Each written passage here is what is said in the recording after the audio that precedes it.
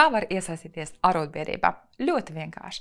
Tev ir jāuzraksta iesniegums, parakstot ar fizisko parakstu un nosūtot pa pastu vai nosūtot pa elektronisko pastu ar drošu elektronisko parakstu, kā arī jāsagaida lēmums par uzņemšanu.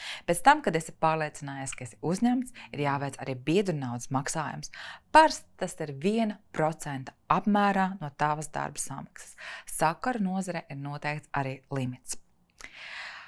Ko dod iesaistīšanās arotbiedrībā?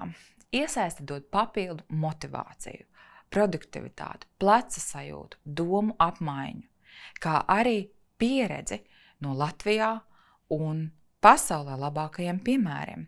Piemēram, Pasta un loģistikas centrā kopīgi apmeklējām pat THL inovāciju centru un smēlāmies idejas kopīgai nākotnē, dinamiskajā un tik ļoti mainīgajā pasta un loģistikas nozarē.